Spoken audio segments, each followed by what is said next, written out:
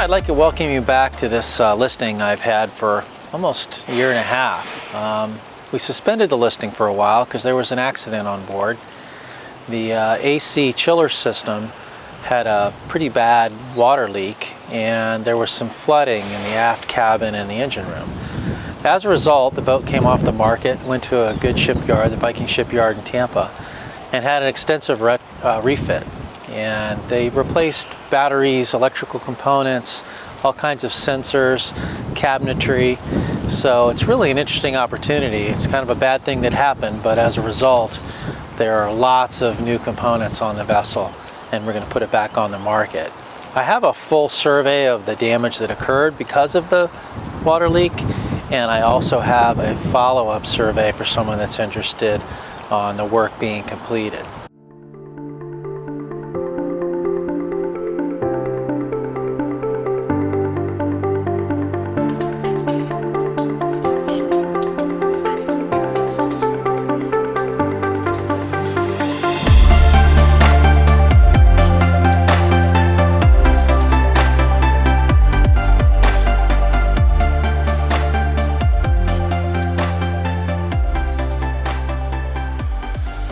So this Moonen is, I call it like a small version of a big yacht. The crew cabin's in the bow. The master stateroom's in the stern. It's a steel hull, and being a steel-hulled vessel, when it had a saltwater problem, it's extensive to clean everything and reprime it and repaint it and get everything back the way it should be. But you'll find this boat feels much larger than her 83 feet would let you believe. If you look up this manufacturer, you'll see that they still build high-end yachts today. They only build a few yachts every couple of years, and they're typically actually much larger than this now.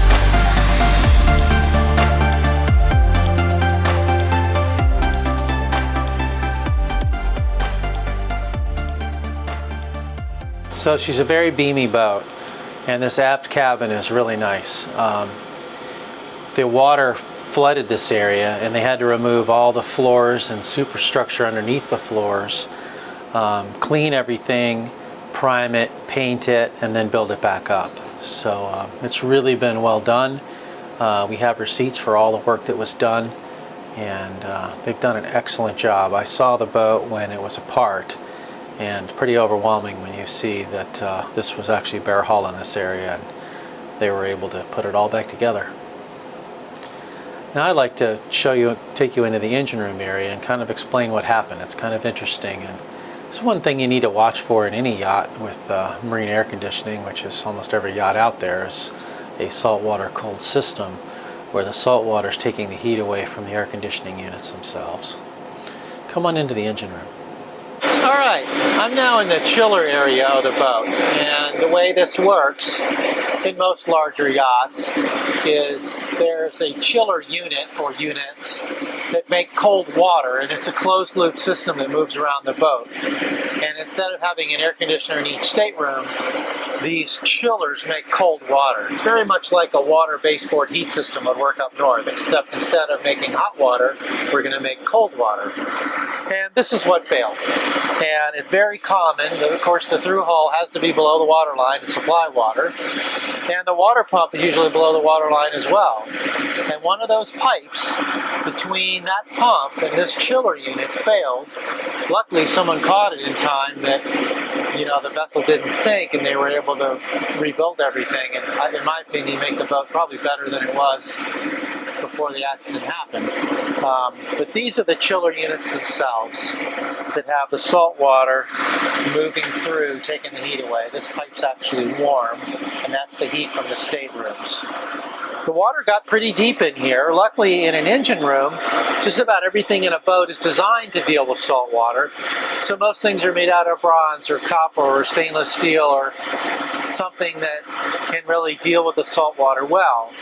And what happened here is the water came up pretty high on the engine areas and generator areas, and everything got washed and painted. Everything got ran.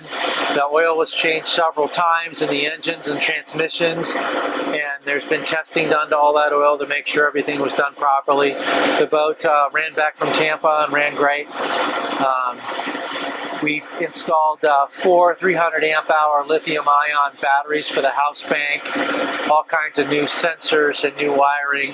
Pretty much anything electrical related that got wet had to be replaced. So again, if you're interested, see me for more details. There's just no way I can create a listing that describes all of the work that's been done and what you would want to know as a buyer. We'll just work together to go through the documents, get you the information you need. And now I'm going to turn you over to the walkthrough tour to take you through all the different areas of the yacht.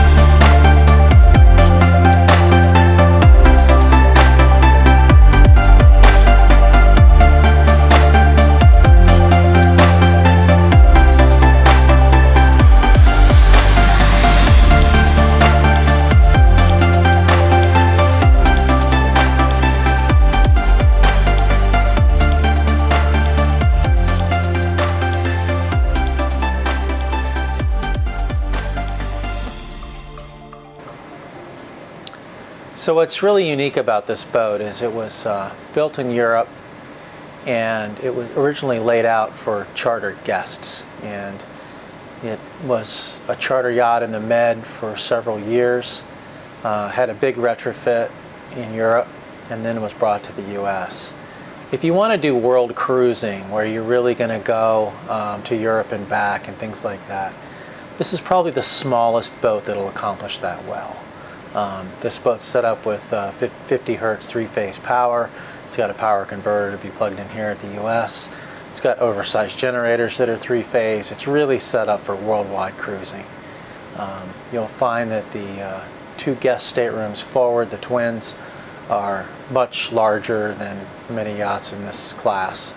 And having that aft stateroom master really gives you a privacy you can't get any other way. The actual crew area is forward. So the crew's in the bow, which is pretty typical of the very large yachts. And It's just a very spacious, overbuilt, ship-feeling yacht with a huge tender, lots of flybridge space. So it's a unique opportunity for someone who really wants to travel. Thank you very much for viewing this, and please like and subscribe if you found this interesting, and let me know if you want to set up a showing. We're right at Marina Jacks in Sarasota, Florida. Thank you.